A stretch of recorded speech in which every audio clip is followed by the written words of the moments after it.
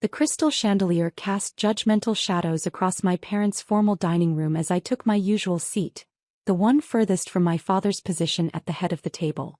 The family emergency meeting invitation had arrived yesterday, written in my mother's perfect cursive, dripping with the kind of concern that felt more like criticism. "Olivia, darling." My mother's voice carried that familiar note of disappointment as she adjusted the elaborate flower centerpiece. "You could have at least worn something more presentable." I glanced down at my simple white shirt and black pants. The outfit probably cost more than her entire wardrobe, but they'd never know that. Just like they'd never bothered to ask what I really did with my little online business for the past 4 years. My sister Victoria swept in, designer heels clicking against the hardwood floors, Hermes bag swinging from her arm. As the CFO of our father's investment firm, she was everything I supposedly wasn't: successful, ambitious, properly focused on the family legacy. "Still running that little Etsy shop or whatever it is?" she smirked, settling into her chair. "Selling homemade crafts to bored housewives?" I took a slow sip of water, letting her words roll off me like they had for years. If she only knew about the meeting I'd had this morning with the Forbes editorial team, or the photo shoot scheduled for tomorrow. "Let's get started," my father announced, his voice carrying the weight of 30 years as CEO of Harrison Financial Group. "We're here because we're concerned about Olivia's situation." There was my situation. That's what they'd been calling my decision to leave a proper corporate job and start my own company. 4 years of subtle jabs, worried phone calls, and not-so-subtle hints about real careers with actual benefits. "The family reputation is important," my mother added, wringing her hands. "And frankly, dear, this phase of yours, it's beginning to affect our standing in certain circles." I thought about the acquisition papers sitting in my real office. Not the small home office they'd never visited, but the entire top floor of the glass tower downtown. The documents that would shake the financial world to its core in exactly 2 hours. "We've been patient," Victoria chimed in, examining her manicure. "Hoping you'd come to your senses. Return to a respectable position, maybe even join the family firm." My phone buzzed silently. A message from Marcus, my COO. "Everything's set. Press embargo lifts at 6 p.m. I checked my watch. 1 hour and 57 minutes until everything changed. "The thing is, sweetheart," Dad leaned forward, his voice taking on that patronizing tone he used with difficult clients, "we've found you a position. Junior analyst at Harrison Financial. You can start Monday." I studied his face, wondering if he'd even recognize the woman who would be featured in tomorrow's business section. The one they were calling a visionary, a market disruptor, the future of financial technology. "Did you know," I said carefully, "that Forbes is announcing their most powerful women list today?" Victoria waved her hand dismissively. "Of course. I've been shortlisted 3 years running." She hadn't, but no one corrected her. "Though I doubt that's relevant to your craft business." "Actually," my mother interrupted, "we need to discuss something more immediate. The country club board meeting is tomorrow, and people have been asking questions about what you do." I bit back a smile, thinking of the country club. The same one my company had quietly purchased last month through a subsidiary, along with half the properties in their precious gated community. "What do you tell them?" I asked innocently. "Well," she flustered, "we try to be vague. It's easier than explaining that our daughter sells."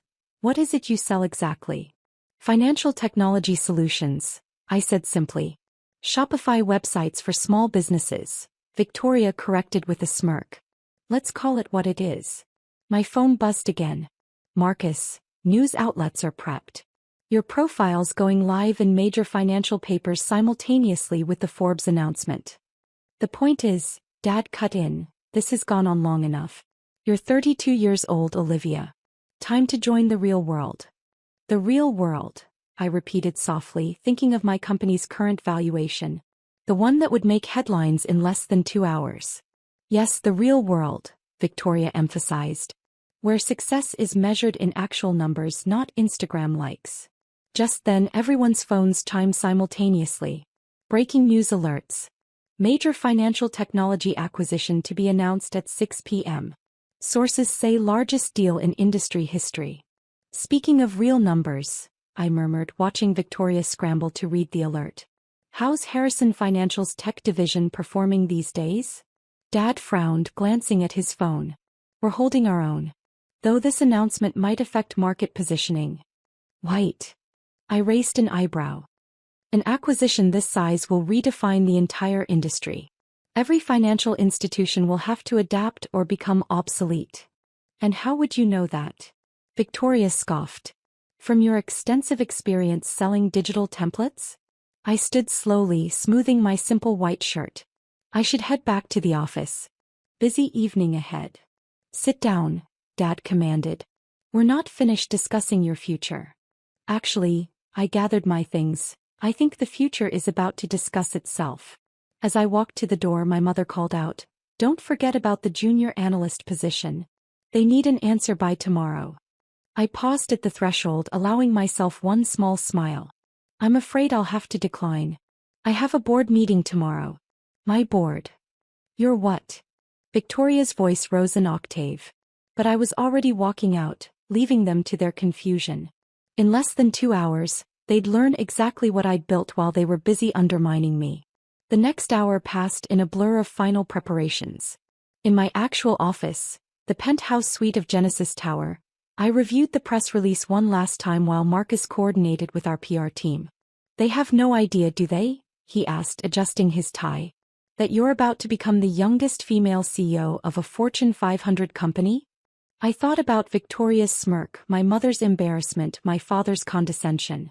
They're about to know everything, I replied, standing to face the wall of windows overlooking the city. Time to rewrite their story about me. At exactly 5:55 p.m. I stepped into the elevator. Marcus handed me a small folder, the only prop I'd need for what came next. Your sister's been calling, he said. Apparently she's seeing some strange market movements in Harrison Financial's stock. I smiled. Tell her to keep watching. The real movement hasn't even started. The elevator doors opened to reveal a lobby packed with reporters, cameras, and financial analysts. A podium waited at the center, the Genesis Financial Technologies logo displayed prominently behind it. As I walked to the podium, my phone buzzed one last time. A message from Dad. Something big is happening in the fintech sector. Could affect our market position. Perhaps we should discuss that analyst role sooner rather than later. I slipped the phone into my pocket without replying. He'd find out soon enough exactly how the market was about to change. The cameras flashed as I took my place. Somewhere across the city, in my parents' formal dining room, my family was probably gathered around Victoria's phone, waiting to see who this mystery buyer was. I smiled directly into the cameras, knowing the moment had finally arrived. Good evening, I began, my voice clear and confident. I'm Olivia Harrison, CEO of Genesis Financial Technologies. The rest would be history. The aftermath was immediate and electric. As I concluded the press conference, announcing not just Genesis Financial Technologies' $8.2 billion acquisition of our largest competitor, but also our revolutionary AI-driven banking platform, my phone exploded with notifications. 52 missed calls from Dad. 38 from Mom. 67 from Victoria. 241 text messages and counting. I sat in my office watching the city lights flicker to life while Marcus brought in the evening's news coverage. Tech prodigy Olivia Harrison emerges as fintech's newest power player. Genesis Financial's AI banking platform reshapes industry. Harrison Financial Group faces uncertain future as competitor falls to founder's daughter. Your father's on his third attempt to get past security, Marcus reported, setting down a fresh espresso. Victoria's threatened to call the police if we don't let her up. I picked up my phone, scanning the messages. From Dad, what have you done?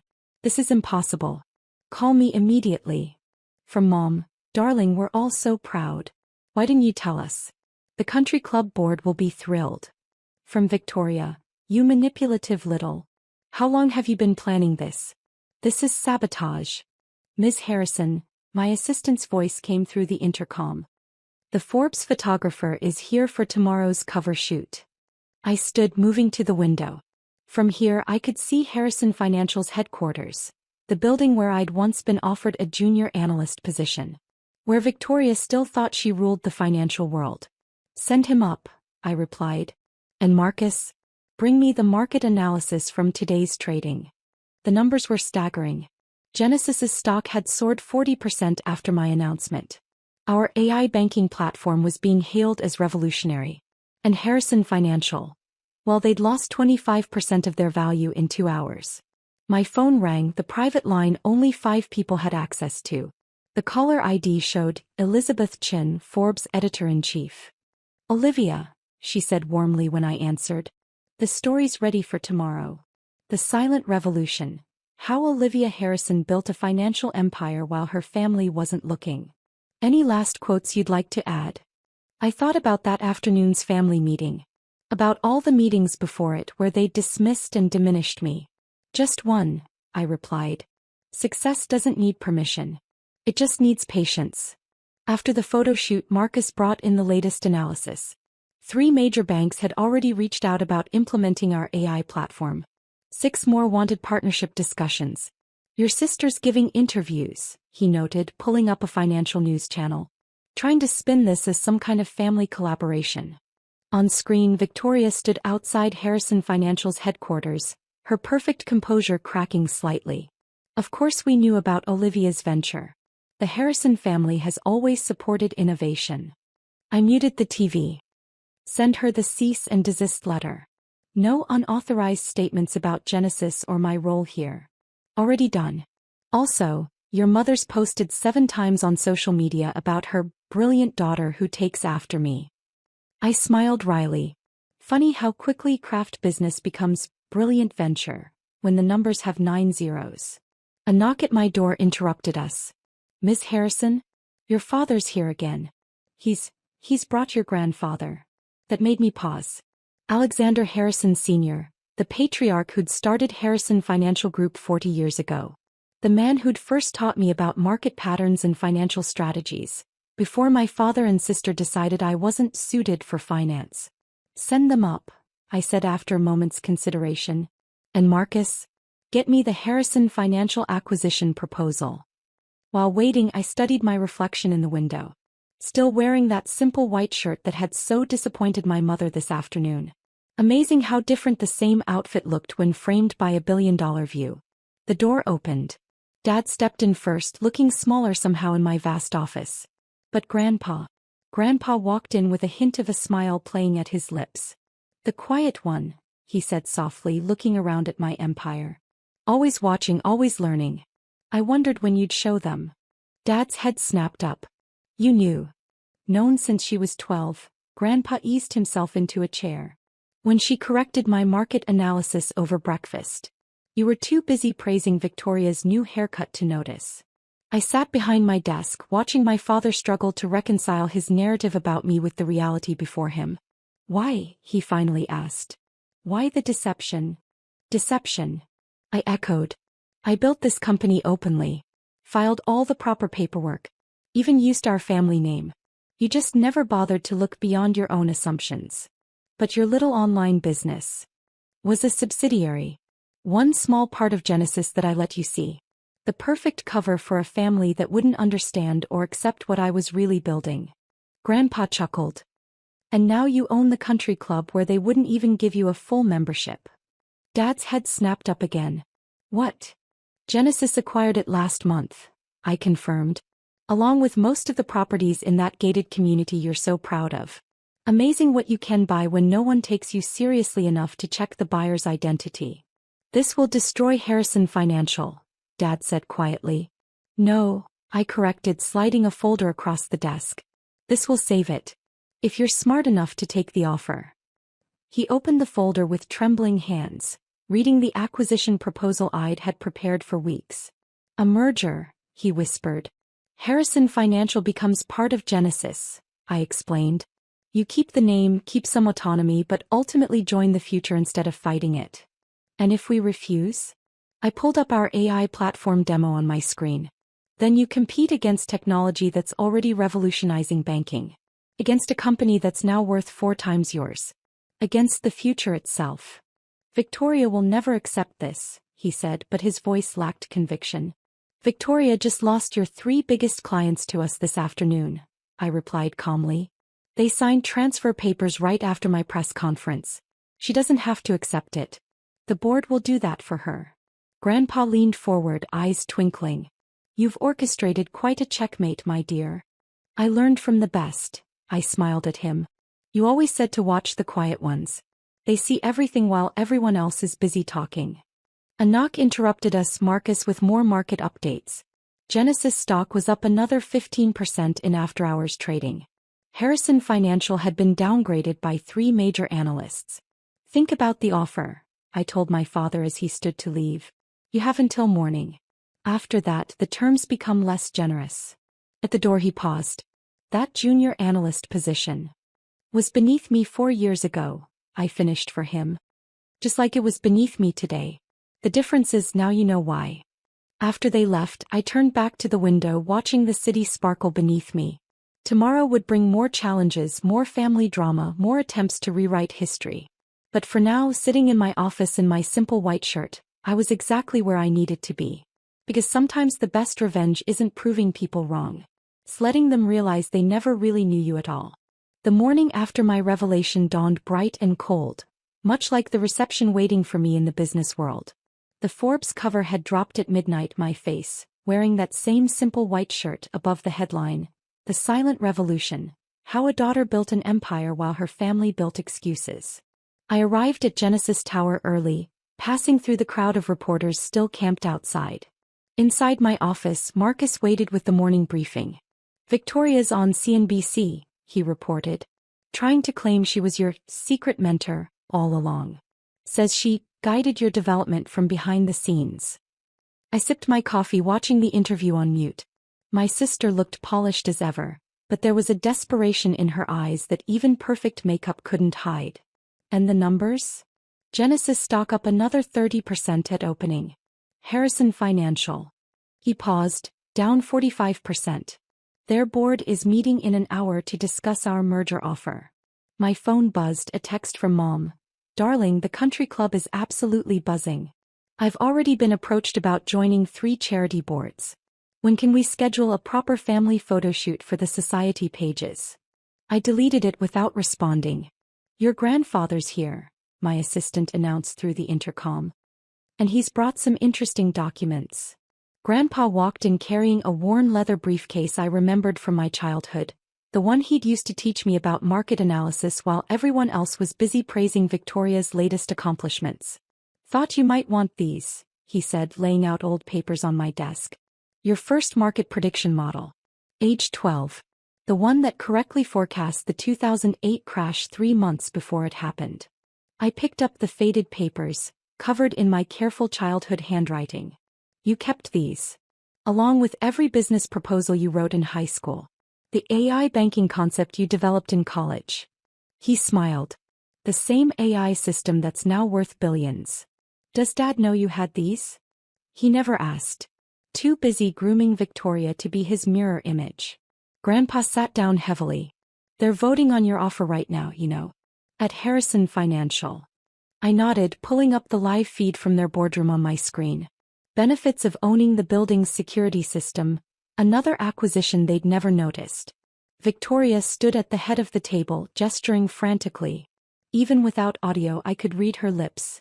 This is a hostile takeover. We can't let her win. Speaking of winning, Grandpa nodded toward my phone. Your mother's redecorated her social media with your Forbes cover. Though she's carefully cropped out the part where you mentioned their lack of support. Some things never change, I murmured just as my assistant buzzed again. Ms. Harrison?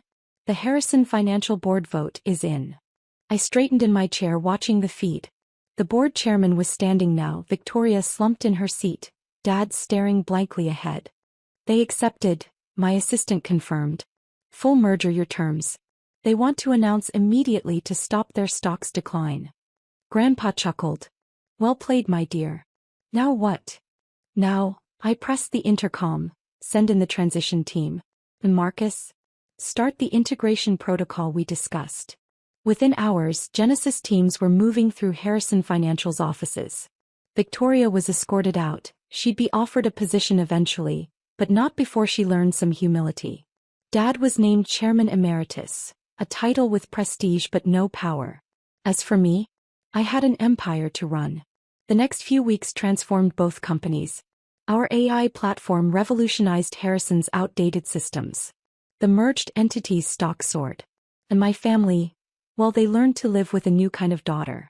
Mom stopped arranging suitable marriages and started asking about suitable investments. Victoria, stripped of her CFO title but learning actual finance in a junior role, discovered she had talents when she wasn't just playing politics. A month after the merger, I stood in my office reviewing the latest success metrics when my assistant announced one final visitor. "Your sister's here. Says it's important." Victoria walked in looking different somehow. The designer labels were gone, replaced by simple professional attire. The arrogance had faded from her stance. "I've been going through the AI platform documentation," she said without preamble. It's brilliant. I never understood what you were trying to explain all those years ago." "You never tried to understand," I corrected gently. "None of you did." She nodded slowly. "I know. And I'm sorry. Not because you won, but because I wasted years trying to be Dad's copy instead of learning to be myself."